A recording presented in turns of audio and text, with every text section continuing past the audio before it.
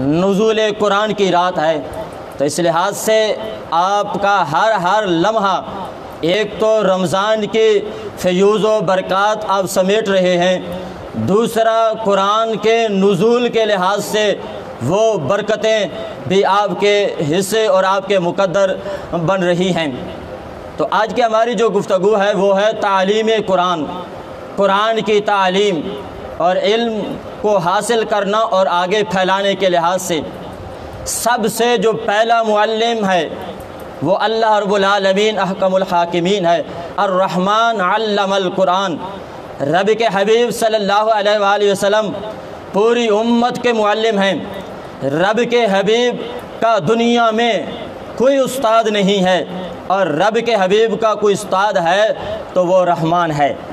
تو اس لحاظ سے آپ اندازہ لگائیں کہ علم دین حاصل کرنا کتنی شان والا ہے کہ جس کا پڑھانے والا رب العالمین ہو، اور پھر سیکھنے والے رب کے حبیب ہوں، اور پھر رب کے حبیب اپنے صحابہ کو وہ دین دینے والے ہوں، اور پھر صحابہ کرام علیہم رضوان دنیا کے چپے چپے پہ اس دین کو پھیلانے والے ہوں۔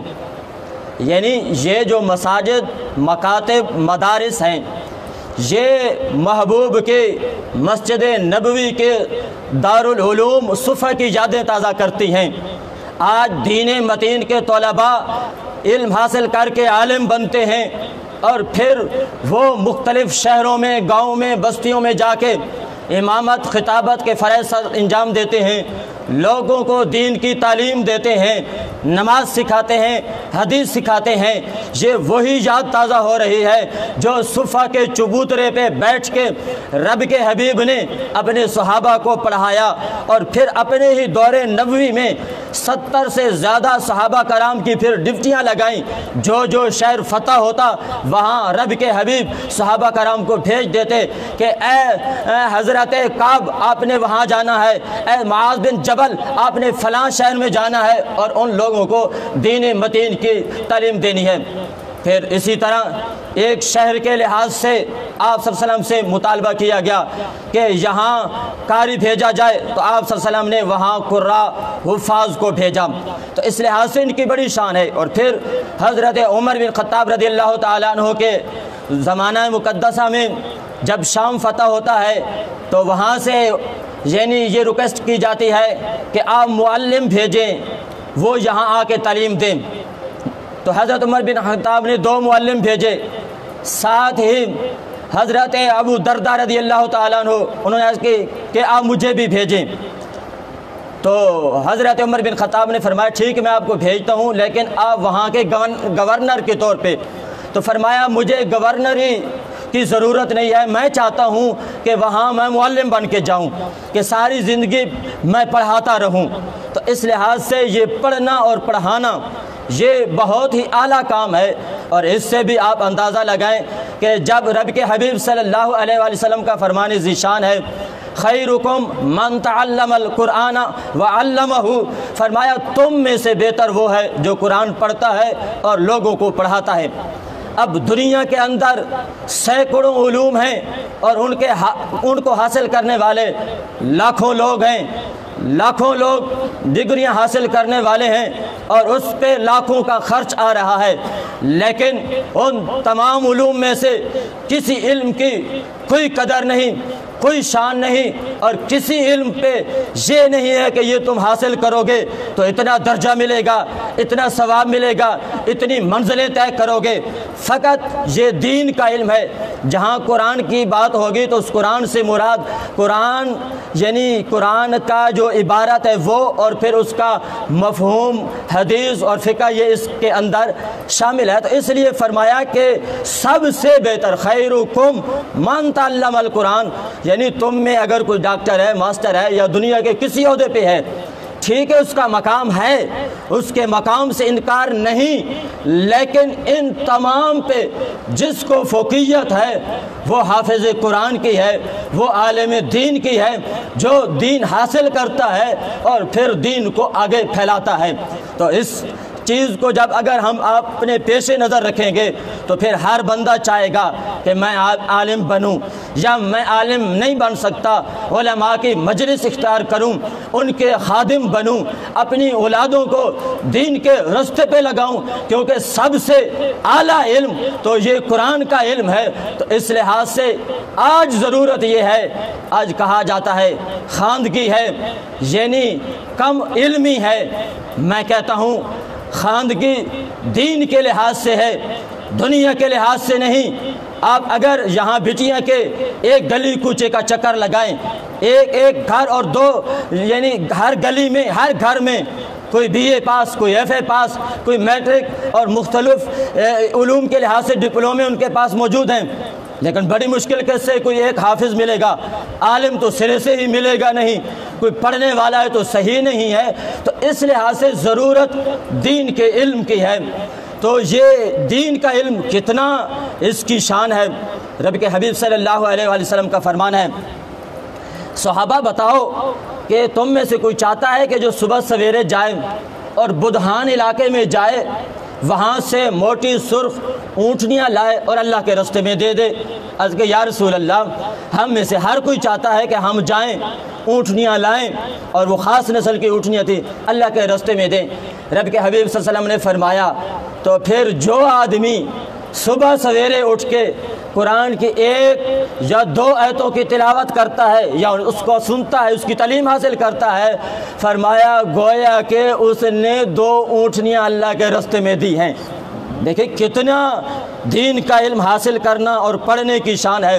اور دوسری روایت کے اندر موجود ہے کہ جو دین کا علم حاصل کرتا ہے اور پھر پڑھتا ہے، اس کی مثال ایسی ہے جیسا ایک مشک ہے، اس کے اندر کستوری ہے اور اس کستوری کا منہ کھلا ہوا ہے اس مشکیزے کا، اور وہ مہک رہی ہے، سارے علاقے کو مہکا رہی ہے۔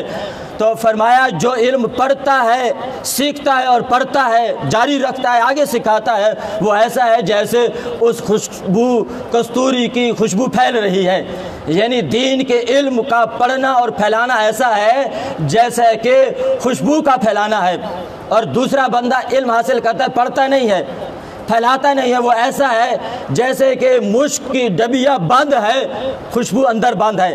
اسی طرح ایک حافظ قرآن اس کے بارے میں ہے کہ وہ قرآن کی تلاوت کرتا ہے رات کو، تو فرمایا وہ ایسا ہے جیسا ایک وہ چمنی دان ہے، اس میں خوشبو ہے اور وہ خوشبو پھیل رہی ہے، وہ یعنی کہ اس کے اندر وہ جل رہی ہے اور پھیل رہی ہے اور سارا گھر اور محلہ روشن ہو رہا ہے۔ اگر وہ حافظ قرآن سویا ہوا ہے، اس کا منہ بند ہے، گویا کہ وہ خوشبو دان بند ہے اور اس کے اندر خوشبو موجود ہے۔ یعنی اگر حافظ قرآن عالم سویا ہوا بھی ہے، اس کا سینہ وہ خوشبو سے بھرا ہوا ہے۔ اور خود رب کے حبیب نے فرمایا جس بندے کے دل میں قرآن کی کوئی آیت نہیں، وہ ایسا ہے جیسا ویران گھر ہے، برباد گھر ہے۔ تو اس لحاظ سے دین کا علم اور قرآن کا علم حاصل کرنا سینوں کو روشن کرنا ہے اور سینوں کو آباد کرنا ہے۔ یہ دنیا میں بھی سرخرو کرتا ہے، آخرت میں بھی سرخرو کرتا ہے۔ صحابہ کرام علیہم رضوان نے ایک جگہ خیمے لگائے تو وہاں سورہ ملک کی آواز آئی، تو رب کے حبیب کے پاس گئے، عرض کہ یا رسول اللہ صلی اللہ علیہ وسلم فلاں موقع پہ فلاں جگہ پہ ہم نے خیمہ گاڑا اور نیچے سے سورہ ملک کی آواز آئی، ظاہری لحاظ سے وہاں قبر بھی نہ تھی۔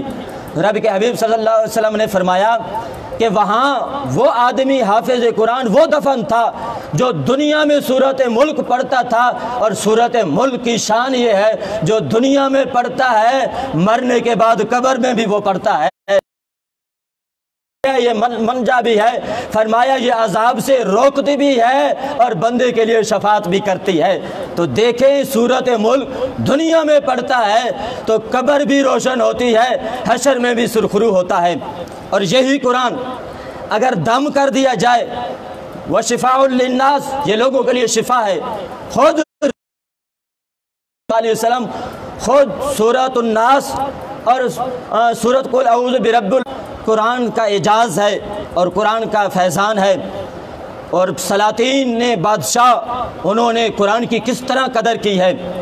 یعنی یہ علم تب آتا ہے کہ اس کی قدر کی جائے، اس کے پڑھنے والوں کا لوگوں کو دکھایا جائے ایک عالم ایک حافظ کا پروٹوکول کیا ہے، اس کا مقام کہ عالم کی اتنی شان ہے اور ظاہری لحاظ سے بھی شان اتنی ہے کہ کیوں نہ ہو جب رب کے حبیب نے فرمایا العلماء ورثۃ الانبیاء، علماء انبیاء کے وارث ہیں، رب کے حبیب نے اپنا مصلی اپنا نیب علماء کو بنایا ہے۔ آپ دیکھتے ہیں مصلی پہ عالم حافظ کھڑا ہے کی طرف سے حجت ہے، فرمایا جو ان کا عیب نکالتا ہے فرمایا وہ اپنے آپ کو ہلاکت میں ڈالتا ہے۔ تو اس لحاظ سے اس چیز پہ ضرورت ہے کہ اپنی اولادوں کو حافظ اور قاری بنائیں۔ اور دیکھیں بادشاہ ہارون الرشید، اس نے ایک عالم کو کہا کہ میرے بیٹے مامون الرشید کو آپ ہمارے گھر میں آ کے دین پڑھائیں۔ تو عالم دین نے کہا یہ دین تیرے گھر تک نہیں بلکہ تو اپنے بیٹے کو دین کے لیے ادارے میں بھیجے گا۔ کہا ٹھیک ہے میرا بچہ آئے گا لیکن پہلے میرے بچے کا سبق سننا۔ فرمایا نہیں ایسا بھی نہیں ہوگا، اپنی باری پہ ہوگا۔ پھر ہارون الرشید کا بیٹا مامون الرشید وہ پڑھنے چلا گیا، وقت گزرتا رہا۔ ایک دن ہارون الرشید دیکھنے آ گیا کہ میرا بیٹا کیا علم حاصل کر رہا ہے، کیا دیکھتا ہے کہ استاد صاحب وضو کر رہے ہیں اور مامون الرشید نے لوٹا اٹھایا ہوا ہے پانی ڈال رہا ہے۔ تو اس چیز کو دیکھ کے وہ ہارون الرشید بڑے غصے میں آ گیا اور بچے کو مارا۔ استاد صاحب نے کہا کہ شاید کہ بادشاہ کے دل میں یہ آ رہا ہو کہ میرے بچے سے کیوں اپنی خدمت کا کام لے رہا ہے۔ فرمایا نہیں اس لیے نہیں، میں اس لیے تجھے مار رہا ہوں، تو جب لوٹا اٹھایا ہوا ہے تو ساتھ استاد صاحب کے جسم پہ ہاتھ بھی ساتھ ملتا تاکہ اتنی تکریم کرتا، یعنی صرف لوٹا نہیں اٹھانا تھا، سب پانی ڈال کے جسم پہ ہاتھ بھی پھیرنا تھا، یعنی یہ ادب ہے۔ اور اسی طرح ہارون الرشید نے ابو معاویہ عالم کی دعوت کی، جب دعوت کی گئی تو وہ ابو معاویہ آنکھوں سے نبینا سے نظر نہیں آتا تھا۔ تو کیا ہوا، بادشاہ وقت نے خود وہ افتابہ، وہ جو جس طرح پٹھانوں کے پاس ہوتا ہے ایک چھوٹا سا تشت جس میں ہاتھ دھوئے جاتے ہیں، وہ بادشاہ وقت خود اٹھا کے اس عالم کے پاس لائے اور پھر لوٹا خود پکڑا اور خود ہاتھ دھلوائے کھانے کے لیے۔ تو بادشاہ نے پوچھ لیا اے ابو معاویہ عالم بتائیں آپ کے لیے افتابہ کس نے اٹھایا، ہاتھ میں پانی کس نے ڈالا؟ فرمایا پتہ نہیں۔ کہا آپ کے ہاتھوں پہ پانی ڈالنے والا وقت کا خلیفہ ہارون الرشید ہے۔ تو یہ بات سن کے وہ عالم دین اتنے خوش ہوئے، کہنے لگے تو نے دین کی عزت کی ہے، اللہ تیری عزت کرے۔ تو بادشاہ خوش ہو کے کہتا ہے اسی بات کے لیے تو میں نے آپ کی دعوت کی تھی کہ آپ میرے لیے دعا کریں گے تو میری بگڑی بن جائے گی۔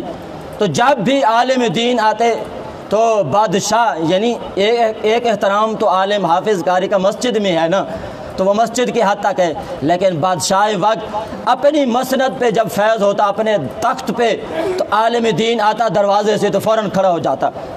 تو کسی درباری نے کہا حضور آپ کے منصب کے یہ خلاف ہے، آپ کے پروٹوکول کے خلاف ہے، آپ کی جو مقام ہے وہ کم ہوتا ہے، لہذا آپ اس طرح نہ کیا کریں۔ تو بادشاہ وقت نے کہا اگر عالم کی تکریم کرنے میں میرا منصب جاتا ہے تو چلا جائے، کوئی حرج نہیں، میں عالم کی قدر کروں گا۔ تو اس لحاظ سے ایک عالم بننا اور اس کا احترام کرنا بہت ہی ضروری ہے۔ تو یہ ایک لمبی اور طویل گفتگو ہے کہ عالم بننا اور پھر اس علم کی نشو و اشاعت یہ ضروری ہے۔ ایک حافظ بنتا ہے اس کا کتنا شان ہے، اسے اللہ عزت کا تاج پہنائے گا، اور خود اسے نہیں بلکہ اس کے والدین کو بھی اللہ قیامت کے دن جب لوگ پسینوں میں ڈوبے ہوئے ہوں گے عزت کا تاج پہنایا جائے گا، اور اس حافظ قرآن کے خاندان سے 10 لوگوں کو اللہ جنت میں بھیجے گا۔ ہاں اس چیز کا خیال ہے جو حافظ ہے، عالم ہے، قاری ہے، اسے اپنے منصب کا خود بھی خیال رکھنا چاہیے کہ جس مقام پہ میں ہوں وہ اپنے اس منصب کا خیال رکھے۔ یہ نہ ہو کہ حافظ صاحب ہوں تو وہ جوے پہ بیٹھے ہوں، بدکاری کے اڈے پہ بیٹھے ہوں، کسی اور برائی پہ ہوں، تو پھر اس کی کیا قدر ہے۔ حافظ کا کام ہے مسجد میں دین کی تبلیغ اور دین کے متین کی خدمت ہے۔ حافظ ہو، بارش ہو، چہرے پہ داڑھی ہو، سر پہ سنت امامہ ہو، یعنی اس کا اپنا مقام ہے۔ یعنی یہ جتنی شانیں ہیں حافظ عالم کی، وہ اس لحاظ سے کہ حافظ عالم بھی ہو اور اس علم پہ وہ عمل بھی کرتا ہو، اور پھر لوگوں کے لیے یہ ہے کہ وہ اس کی خدمت کریں۔ تو الحمدللہ ہم نے جب علم حاصل کیا تو ہماری ایک خواہش تھی کہ اس علم کو پھیلانے کے لحاظ سے ایک ادارہ ہو، اپنا ادارہ اور اسے بنایا جائے۔ تو پھر قسمت ہمیں یعنی مجھے یہاں بٹیا میں لے آئی، تو الحمدللہ یہاں کھل کے دین کا کام کرنے کا موقع ملا۔ ظاہری لحاظ سے لوگوں میں شدت بھی ہے اور کافی مسائل ہیں، لیکن میں سمجھتا ہوں بٹیا کی سرزمین دین متین کے لیے زرخیز ہے۔ گو ان کے لیے کوئی پانی دینے والا نہیں تھا، یہ زمین اس لیے بنجر تھی کہ یہاں کوئی سیراب کرنے والا نہیں تھا دین کے لحاظ سے۔ تو اگر انہیں ان کی چوکھٹ پہ دین کی تعلیم پہنچائی جائے اور دی جائے تو ان کے سینے بڑے زرخیز ہیں، یہ اپنی اولادوں کو بھی دین کی طرف لگاتے ہیں اور خود بھی عالم اور دین اور مدارس مکاتب کے لحاظ سے بڑا خیال رکھتے ہیں۔ تو اس فکر کو بڑھا کے آگے ہم چلے۔ ایک تو یہ ہے کہ فقط نماز پڑھانا اور پھر بس ٹھیک ہے جس طرح عام مساجد کا لحاظ سے ہے، تو ہماری ایک قرن تھی چلو اپنا ادارہ تو نہ بنا سکے، یہاں جب موقع ملا ہے اور یہ مسجد جامع مسجد ہے جس کا نام ہم نے مرکز اہل سنت رکھا ہے، اور واقعی 5 سالوں میں ہم نے وہ کام کر کے دکھایا کہ یہ مسجد واقعی مرکز اہل سنت ہے۔ اہل سنت کا پیغام اس مسجد سے اٹھتا ہے، اور ہر موقع کے لحاظ سے یہاں مذہبی تقریب کا اہتمام کر کے نمازیوں کو نماز پہ درس دے کے اور پھر دینی ادارے کے قیام کے لحاظ سے یہاں اشاعت دین کا کام ہو رہا ہے۔ پھر بھائی حافظ محمد امیر کے دور میں یہ عمارت کا زیر تعمیر تھی، پھر ان کے جانے کے بعد اس کو تالے لگ گئے، بالکل ویران ہو گئی، دیواروں میں شگاف پڑ گئے، فرش ٹوٹ گئے۔ تو پھر اس کو کس طرح قائم کیا جائے؟ وہ میری ڈیوٹی تو فقط مسجد تک تھی، تو یہ ایک قرن تھی کہ اس کو آباد کیا جائے۔ تو بھائی محمد سیفی صاحب نے اور بھائی یعقوب اور دوستوں کے تعاون سے یہ مشورہ طے پایا کہ اس ادارے کو اس طرح کامیاب کیا جائے کہ یہاں دین کی تعلیم کے ساتھ دنیا کی تعلیم بھی دی جائے، تاکہ یہاں پڑھنے والا یعنی اس کا سینہ بھی روشن ہو، آنکھیں بھی ہوں، ساتھ اینک بھی ہو۔ دین کا علم ہے آنکھیں اور دنیا کا علم ہے اینک، تاکہ دین کا علم بھی ہو، دنیا کا بھی علم ہو۔ تو ہم نے تو جگر پگھلا کے یعنی یہ سامنے عمارت خود تعمیر کی، آپ سے فنڈ اکٹھا کیا، اور مستری مزدور اور مسجد کا دیگر آپ کتنے کام دیکھ رہے ہیں کہ ان سالوں میں کتنے کام ہوئے ہیں اس ادارے کی تعمیر، پھر بچیوں کی تعمیر، پھر اس تعمیر کے بعد کلاس کا اجرا کیا گیا، خود بندہ عاجز نے نصاب ترتیب دیا، پھر پڑھانے والا کوئی نہیں ملتا تھا۔ سید یونس شاہ صاحب کی تعاون سے غلامہ والی بستی سے ہمیں 2 معلمہ ملی جو BA پاس، وہ اور خود میرے گھر والی، یعنی یہ ان کا بھی بڑا تعاون ہے میرے ساتھ، 4 بچوں کی پرورش کرنا اور پھر سارا دن ایک ادارے کو چلانا۔ یعنی پھر ہم نے اس ادارے یعنی آپ اس پہ توجہ کریں گے تو آپ یعنی اس مشن کے لحاظ سے ہمارے ساتھ تعاون کریں گے۔ ہم نے پھر یہ نظام اور نصاب ترتیب دیا کہ پہلی نرسری کلاس سے لے کے مڈل تک کی کلاسز کے لحاظ سے کلاسز کا آغاز کیا، نرسری کلاس سے، کہ 5ویں کلاس تک ہمارے پاس بچیاں اور جو بچے پڑھیں گے، ہم ان بچوں کو 5ویں تک ناظرہ قرآن، تمام دعائیں، نماز کا طریقہ، تمام سنتیں، یعنی دینی رغبت کے لحاظ سے، یعنی دینی سوچ اور فکر کے لحاظ سے ان کو تیار کیا جائے۔ جب 5 وہ بچیاں پڑھ لیں پھر انہی بچیوں کو اسی عمارت کے اندر ان کے لیے حفظ کا اہتمام کیا جائے۔ اب تو گھنٹہ 2 گھنٹے پڑھائی ہوتی ہے، تو حفظ کے لیے سارا دن درکار ہے۔ ایسی معلمہ کا انتظام کیا جائے جو صبح 8 سے لے کے شام 4 بجے تک پڑھائے۔ آپ کی بچیاں دور دراز نہ جائیں بلکہ یہاں پڑھیں، اور دور سے بچیاں بھی یہاں آ کے پڑھیں۔ یعنی یہ ایک منصوبے اور مراحل کے ساتھ یہ سلسلہ ہمارا جاری ہے، اور اب 5ویں کلاس تک یعنی کلاسز جاری ہیں اور تعلیم ہو رہی ہے، 4-5 معلمات ہیں اور دیگر وہ سلسلہ چل رہا ہے۔ پھر جب یہ ادارہ چلا تو اس کے لیے یہ ضروری تھا کہ جب یہ بچیاں ہمارے پاس پڑھیں تو وہ ادارہ رجسٹرڈ بھی ہونا چاہیے۔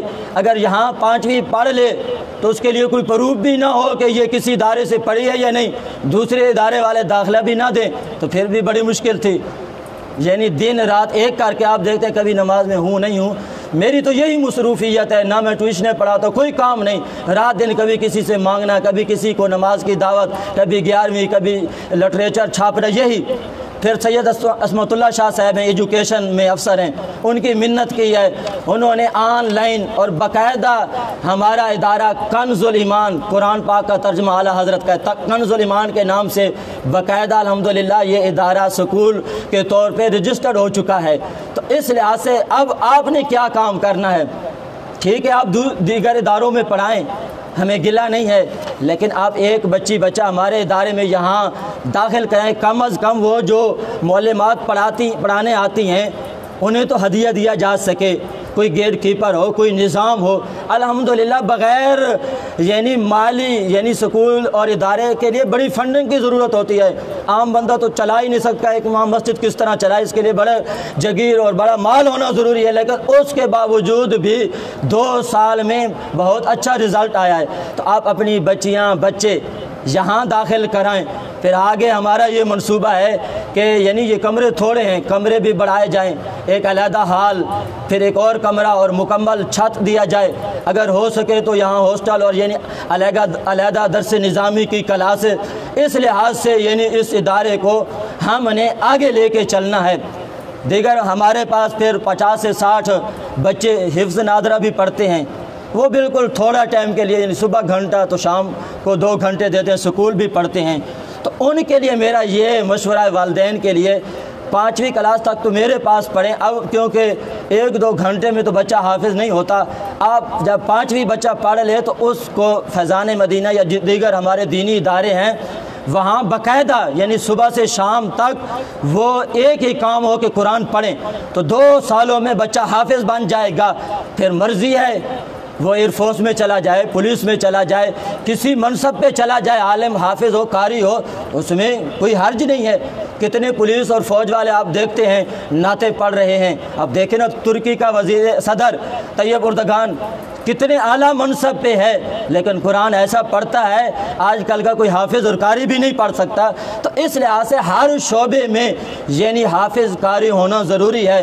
تو میری آپ سے یہی ریکویسٹ ہے کہ آپ اپنے بچوں کو حافظ قاری بنائیں، جو حافظ بن جائیں پھر ان کو آگے عالم بنائیں تاکہ وہ اس تعلیم کو مکمل حاصل کر سکیں۔ الحمدللہ اس سال حافظ محمد علیان جو اسی مسجد سے فارغ ہوئے ہیں، اب والدین اس پہ توجہ دیں تاکہ آئندہ سال یہ اس قابل ہوں کہ مصلی سن سکیں اور سنا سکیں۔ باقی میری نمازی حضرات سے اپیل ہے کہ آپ ہمارے دست و بازو بنیں، یعقوب خان اور اس مجلس اور انتظامیہ کے مسجد کے دیگر امور کے لحاظ سے اس سے آپ کا بھی فائدہ ہے، نماز کی پابندی ہو، 5 وقت کی نماز باجماعت ہو، تو اس لحاظ سے آپ کا بھی فائدہ ہے اور مسجد بھی آباد ہو جائے گی۔ تو اس لحاظ سے ہم نے اس مشن کو لے کے آگے چلنا ہے۔ اور آخری بات عرض کر کے میں اجازت چاہتا ہوں، اور وہ آخری بات یہ ہے کہ وہ سکول کی کتاب میں ہم نے ایک سبق پڑھا تھا کہ طارق بن زیاد نے کہا کہ برن دی بوٹ یعنی کشتیاں جلا دو کہ واپسی کا راستہ بھی نہ ہو۔ اب بٹیا میں آ کے تو ہم نے تو کشتیاں جلا کے آ گئے ہیں، اب آپ کی مرضی ہے کہ آپ کتنا یہاں استفادہ کر سکتے ہیں، کتنا برداشت کر سکتے ہیں، اور کب کہتے ہیں کہ آپ کو اجازت ہے۔ ہم نے تو کشتیاں جلا دیں، وہ ایک 7 مرلہ پلاٹ تھا جو ہمارے حصے میں آیا، ہم نے تو وہ بھی بیچ کے، میرے بھائی اور والدین ہم نے تو یہیں آپ کے موضع فتح خیل کے ہم بھی رہائشی جگہ لے لیے، کبھی آپ کے ادارہ بنانے کی ہمیں فکر ہے، ابھی تک ہم نے تو اپنا مکان بھی نہیں بنایا۔ تو یعنی اب جب کوئی مشکل آتی ہے تو یعقوب خان سہارا بنتے ہیں۔ دل بڑا پریشان ہوتا ہے کہ یہاں سے آدمی کہیں اور چلا جائے، لیکن پھر میں سوچتا ہوں کہ جائیں تو کہاں جائیں، جاؤں گا تو پیچھے یہ جو اتنا سلسلہ بنا چکے ہیں تو یہ سارا بکھر جائے گا۔ اب حافظ امیر صاحب تھے، اب ان کے جانے سے کتنا نقصان ہوا، تو کتنے سال یہ ادارہ بند رہا۔ اب یہ نہیں کہ ہم نے تو مستقل بنیادوں پہ سکول اور پھر دینی ادارہ اور پھر اس مشن کو آگے لے کے چلنا ہے، تو ابھی سے ہم رستے سے ہی ہٹ جائیں تو پھر یہ سارا نظام درم برم ہو جائے گا، لوگوں کا اعتماد بھی ہٹ جائے گا۔ ہم نے بچے بچیاں آپ کے حوالے کیے تھے اور درمیان سے ہی اب غائب ہو گئے، تو اس لیے جب ہم مشکلات برداشت کر رہے ہیں تو آپ بھی ہمارے ساتھ قدم بہ قدم چلیں۔ اگر ہم سے یا مجھ سے کوئی کمی پیشی ہوتی ہے تو آپ اس سے درگزر کریں، ایک انسان ہونے کے ناطے بندے سے کمی کوتاہی ہو سکتی ہے، اور پھر اس پورے نظام کو چلانے کے لحاظ سے اس میں تو کافی بندوں کی ضرورت ہے، ایک امام ہو، نائب امام ہو، مدرس ہو، مؤذن ہو، لیکن اللہ کا فضل ہے یہاں فی سبیل اللہ ڈپٹی بھائی مہربان ہے، کوئی مؤذن ہے، کوئی یعقوب خان ڈپٹی کر لیتا ہے۔ اصل تو یہ ہے کہ اتنی آمدن ہو، یعنی ہر آدمی، ہر نکاح والا 100 200 جتنا ہو سکے وہ فنڈ میں جمع کرائے، تاکہ جب میں نہ ہوں یا دائیں بائیں ہوں، ایک دن میں 3 4 ختم بھی ہو جاتے ہیں، کہیں اور بھی جانا ہوتا ہے، 3 4 دن کلاس کا ناغہ بھی ہو جاتا ہے، بچوں کی پڑھائی چلی جاتی ہے، تو اس کے لیے ضروری یہ ہے کہ نائب ہو، اس کو تنخواہ وظیفہ دیا جائے تاکہ کلاس کی غیر حاضری نہ ہو، جماعت پر موقع بندہ موجود ہو۔ تو جو احباب یہاں تعاون کر رہے ہیں، بھائی مہربان ہو، یعقوب خان ہو، سیفی صاحب یا جتنے ہمارے نمازی حضرات ہیں، اللہ رب العزت ان کی اس کوشش کاوش کو قبول فرمائے، اور جن احباب نے بالخصوص آج اس تقریب میں حصہ لیا اور حفاظ کرام کے لحاظ سے یہاں تعاون کیا، ان کا بھی میں نہایت مشکور ہوں، یعقوب خان کی طرف سے بھی، انتظامیہ کی طرف سے بھی، کہ سالہ ہر سال وہ تعاون کرتے ہیں، اور الحمدللہ بٹیاں کی باقی مساجد کے لحاظ سے یہ مسجد آباد ہے اور زیادہ سے زیادہ یہاں فنڈ کیا جاتا ہے۔ تو اللہ رب العزت آپ کی یہ محبتیں، آپ کا یہ تعاون برقرار رکھے، اور یہی تعاون آپ کے لیے دنیا اور آخرت میں ذریعہ بخشش اور نجات بن جائے گا۔ بسم اللہ الرحمن الرحیم۔ محترم بھائیو، ہر سال کی طرح اس دفعہ 56,500 روپے حفاظ کرام کی خدمت آئی ہے۔ اس دفعہ 56,500 روپے بنے، پر بہت مشکور ہاں، عزت بخشیندے ہو، ساری میرے تقریباً میسج ٹرتے ہیں، میسجاں تے توجہ دیندے ہو، تواڈے مشکور ہاں میں، تے ہر سال کی طرح تساں اس دفعہ بھی تعاون کیتا ہے 56,500 روپیہ۔ اس وچ حفاظ کرام دا حصہ بھی ہوندا ہے، استاداں دا بھی حصہ ہوندا ہے، تے سارا خادم مسجد دا ملک نواز دا بھی حصہ ہوندا ہے۔ یہ ترتیب میں آپ دیتی ہوئی ہے پروگرام دی، جتنا وظیفہ ہے سارا تھیندا ہے، لہذا تو میں انفارم کر رہے ہوں بھائی ایسا 5 جائیں تے تقسیم کریں گے۔ جزاک اللہ، اللہ پاک اجر دے، اللہ پاک سلامت رکھے، اللہ پاک تو عزت دے، جزاک اللہ۔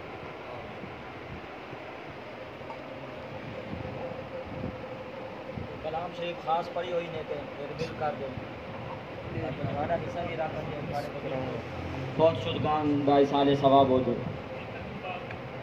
کبیر تو اللہم صلی علی سیدنا و مولانا محمد وعلی آل صلی علی سیدنا و مولانا محمد و بارک وسلم وصلی علیہ۔ دو میں حافظ صاحبان تو اپنی پڑھی ہوئی منظر بھی مل کر دے، حافظ علیان تو مل کر دے کبیر تو اللہم صلی علی سیدنا و مولانا محمد و بارک وسلم وصلی علیہ۔ اللہم ربنا آتنا فی الدنیا حسنۃ وفی الآخرۃ حسنۃ وقنا عذاب النار واعف عنا واغفر لنا وارحمنا انت مولانا فانصرنا علی القوم الکافرین۔ یا رب مصطفیٰ بطفیل مصطفیٰ، رمضان المبارک کی پاک گھڑیوں میں مصلی پہ کھڑے ہو کے تیرے محبوب کے سینے اطہر پہ اترنے والی لاریب کتاب کی تلاوت حفاظ کرام نے کی، حاضرین نے سماعت کی، اور اس شب قدر والی عظیم رات کے اندر حاضرین حاضر ہوئے، دین متین کی تبلیغ اور پیغام کو سنا، جملہ عبادات اور جتنے احباب نے کلام شریف پڑھ کے میرے ملک کی مولا قدوس تیرے برگاہ الوہیت کے اندر پیش کرتے ہیں، شرف قبولیت عطا فرما۔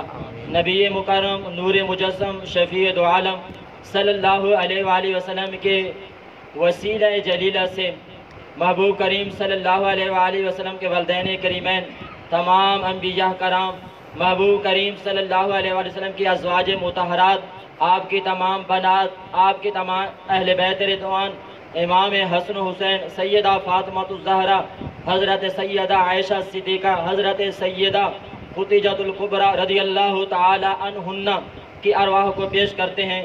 صحابہ کرام علیہم رضوان، سیدنا صدیق اکبر، سیدنا عمر بن خطاب، سیدنا عثمان غنی، مولا علی المرتضی، سیدنا امیر معاویہ رضی اللہ تعالی عنہم کی مبارک ارواح اور تابعین، تبع تابعین، ائمہ مجتہدین اور لاکھوں کروڑوں حنفیوں کے پیشوا امام اعظم ابو حنیفہ اور لاکھوں کروڑوں سلاسل کے پیشوا حضرت سیدنا شیخ عبد القادر جیلانی الحسنی والحسینی اور اس صدی کے عظیم مجدد اعظم حضرت سیدنا امام احمد رضا خان فاضل بریلوی کی ارواح مقدسہ کو درجہ بدرجہ پیش کرتے ہیں۔ مولا قدوس منظور و مقبول فرما۔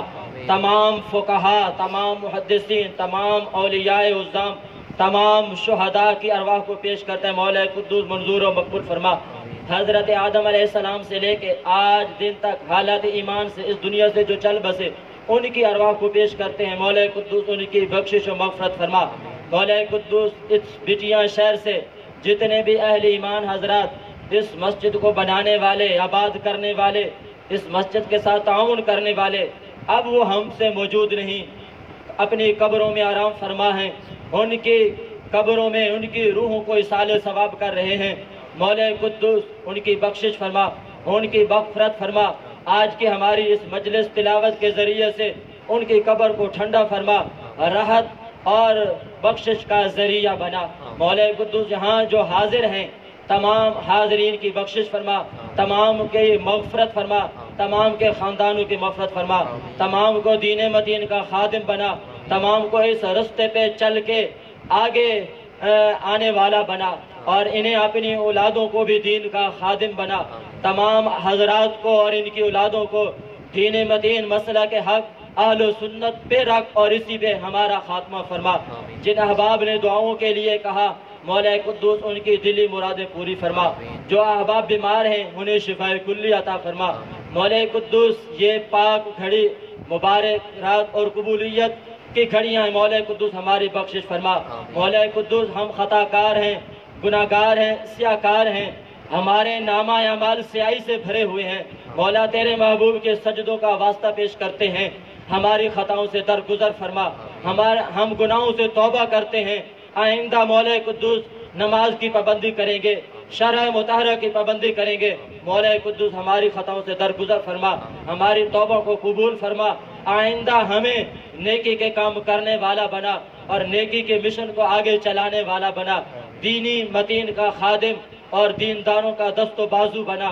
مولا قدوس اس مسجد کو آباد و شاد فرما، اس کے ساتھ تعاون کرنے والے جانی مالی اخلاقی لحاظ سے ان کے رزق فصل عزتوں میں برکتیں عطا فرما، رزق میں فراخی عطا فرما، دین دنیا کے نعمتوں سے مالا مال فرما۔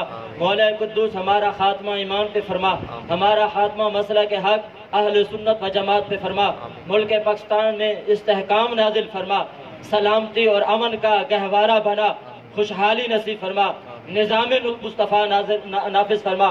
مولا قدوس یہ قدر والی رات اور پھر آنے والی جو دن ہے 27 رمضان المبارک، وہ یوم پاکستان کا دن ہے۔ مولا قدوس لاکھوں ہزاروں لوگوں کے لہو سے یہ سرزمین مرز وجود میں آئی اور یہ پاک ریاست کا قیام عمل میں آیا۔ مولا قدوس اس ریاست کو قیامت تک قائم فرما۔ مولا قدوس اغیار اور باطل سازشوں سے اس کو محفوظ فرما، اس کے دشمنوں کو نست و نابود فرما، اس میں اسلام کا بول بالا فرما اور نظام مصطفیٰ नाफिज फरमा, इस रस्ते में जो रुकावटें हैं उन्हें दूर फरमा। मौला कुद्दूस हमारा खात्मा ईमान पे फरमा। या रसूल अल्लाह उन्जुर हालना, या हबीब अल्लाह इस्मा कालना, इन्नना फी बहर गम मुगरकुन, खुज़ यदी सहिल लना अशकालना। सल्लल्लाहु तआला अला रसूलिही खैर खल्क़ी मुहम्मद व अला आलिहि अस्हाबी अजमाइन। मुफाज़ कराम और तमाम नमाजी हजरात को मुबारक हो। सारे अहबाब तशरीफ रखन, लंगर शरीफ ले के वात इजाज़त हो सी। बाकी अहबाब जड़े थे रमना चावन बवना चावन, वो इबादत करन, थके थी